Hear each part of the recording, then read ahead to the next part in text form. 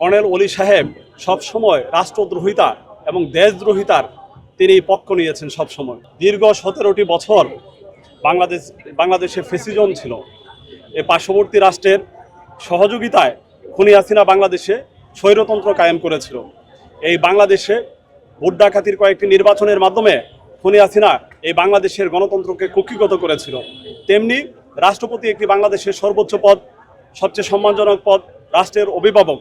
সেই রাষ্ট্রের অভিভাবক পদটিও তারা ফেসিবাদী কায়দায় বিনা নির্বাচনে তারা একজন অগণতান্ত্রিক যে ব্যক্তি রাজনীতির সাথে জড়িত না, সেই ব্যক্তিকেই একজন ব্যক্তিকে রাষ্ট্রপতি পদে আসীন করেছিল। যাই হোক, বাংলাদেশে যখন আমরা একটি বৃহত্তর দীর্ঘমেয়াদী আন্দোলন সংগ্রামের মাধ্যমে আমরা খুনি হাসিনাকে বাংলাদেশ থেকে বিতাড়িত করেছি।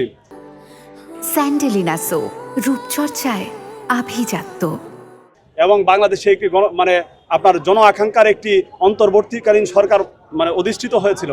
তখন রাষ্ট্রের বৃহত্তর প্রয়োজনে সাংবিধানিক সংকটে সৃষ্টি হবে সেই দিকে খেয়াল রেখে বেশ কিছুদিন সময়ের প্রয়োজনে সাবেক রাষ্ট্রপতি শাহাবুদ্দিন চপ্পু সাহেব তিনি দায়িত্ব পালন করেছিলেন। এটা রাষ্ট্রের একটি বৃহত্তর সংকটের কারণে। কিন্তু যখন একটি বাংলাদেশে একটি গণতান্ত্রিক রাষ্ট্র প্রতিষ্ঠিত হয়েছে, জনগণের একটি সংসদ প্রতিষ্ঠিত হয়েছে, তখনই আমাদের মাননীয় প্রধানমন্ত্রী জনাব তারেক রহমান বাংলাদেশের দীর্ঘদিন গণতান্ত্রিক আন্দোলন সংগ্রামে থাকা একজন প্রাণপুরুষ জনাব মির্জা ফখরুল ইসলাম আলমগীর সাহেবকে রাষ্ট্রপতি পদে মনোনয়ন দিয়েছিলেন এবং বিএনপি সহ অন্যান্য দলের সকল সংসদ সদস্যরাও মাননীয় মহামান্য রাষ্ট্রপতি জনাব মির্জা ফখরুল ইসলাম আলমগীর মহোদয়কে রাষ্ট্রপতি পদে নির্বাচিত করেছে। তো ফেসিবাদী আমলের রাষ্ট্রপতি আর গণতান্ত্রিক আমলের রাষ্ট্রপতি স্বাভাবিকভাবে এটার মধ্যে অনেক তফাৎ থাকবে। গণতন্ত্র এবং ফেসিবাদের মধ্যে যেরকম বিস্তর তফাৎ, ঠিক তেমনি ফেসিবাদী আমলের যে রাষ্ট্রপতি এবং গণতান্ত্রিক আমলের যে রাষ্ট্রপতি তাদের মধ্যে বিস্তর তফাৎ, এটা মহাসাগরের সম। এবং আমরা বিশ্বাস করি বাংলাদেশের গণতন্ত্র পুনরুদ্ধারের সংগ্রামে মাননীয় প্রধানমন্ত্রী জনাব তারেক রহমানের যে ভিশন, আমাদের যে রাষ্ট্রীয় ভিশন, এক্ষেত্রে আমাদের নবনির্বাচিত রাষ্ট্রপতি একটি বিরাট ভূমিকা রাখবেন, একটি গণতান্ত্রিক ভূমিকা রাখবেন এ বলে আমরা বিশ্বাস করি। এবং আমাদের যে নবনির্বাচিত যে ভারপ্রাপ্ত মহাসচিব, তিনি দীর্ঘদিন যেহেতু রাজপথে সংগ্রামে নেতৃত্ব দিয়েছেন, গণতন্ত্র পুনরুদ্ধার আন্দোলনে নেতৃত্ব দিতে গিয়ে তিনি 5 আগস্ট পরবর্তী সময়ে কারামুক্ত হয়েছেন।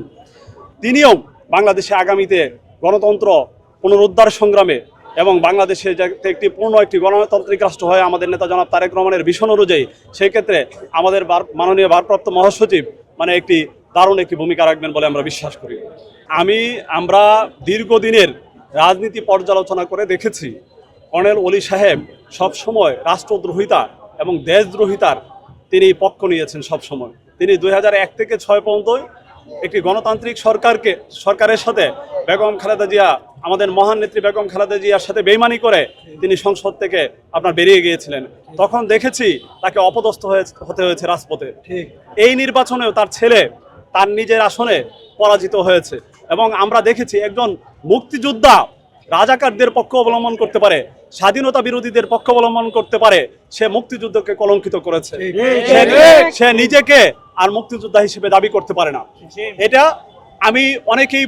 অনেকে এটাকে দাবি করে যে বয়সের মতিভ্রম, কিন্তু আমি এটাকে বয়সের মতিভ্রম বলে বিশ্বাস করি না। তার বেঈমানির চরিত্র তার রক্তের শিরায় শিরায় বিদ্যমান বলে আমি বিশ্বাস করি।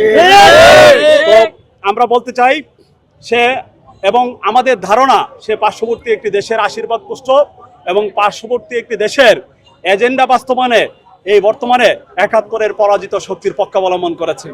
এবং তার সারা জীবন এবং মুক্তিযুদ্ধের পক্ষে যে তার অবস্থান ছিল, সে যে মুক্তিযোদ্ধা ছিল, এই মুক্তিযুদ্ধকে কলঙ্কিত করেছে, নিজের জীবনকে কলঙ্কিত করেছে, তার রাজনৈতিক আদর্শকে সে কলঙ্কিত করেছে।